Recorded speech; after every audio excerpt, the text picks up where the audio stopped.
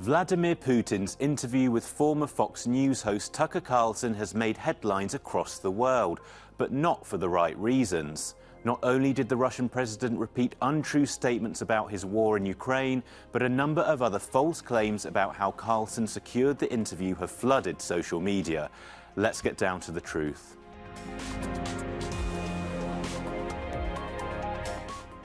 In the controversial interview, Putin once again claimed that Ukraine started the war and that Russia wants to end it. This is untrue. Russia initially launched the war back in 2014 when it annexed Crimea and later occupied parts of Ukraine's Donetsk and Luhansk regions. Russia then began its full-scale invasion of Ukraine in February 2022, despite repeated assurances by Putin that he was planning no such thing. Since then, Russia has ignored demands from the UN and the International Court of Justice to withdraw. The first 30 minutes or so of the interview saw Putin present an argument denying Ukraine's statehood and claiming it's a historical part of Russia.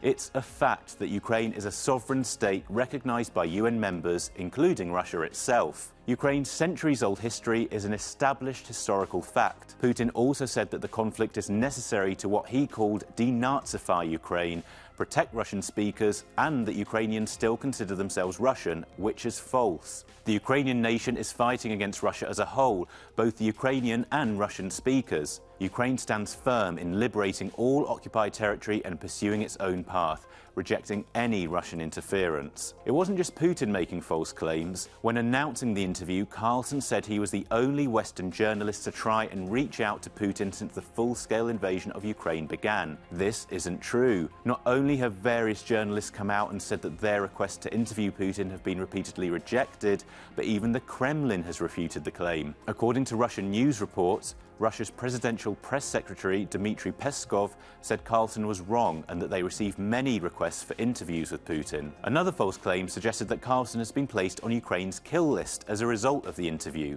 This tweet has been seen over 2 million times and suggests Carlson was put on the Mirotvorets kill list following the Putin interview. The Mirotvorets list is an independent project that aims to keep track of supposed enemies of Ukraine. While a few people have died after their details were published on the list, there's no proven link between the two. Additionally, Carlson was on the list even before the interview, and there have been no calls for violence towards him. For more investigations and fact checks, take a look at our website, euronews.com.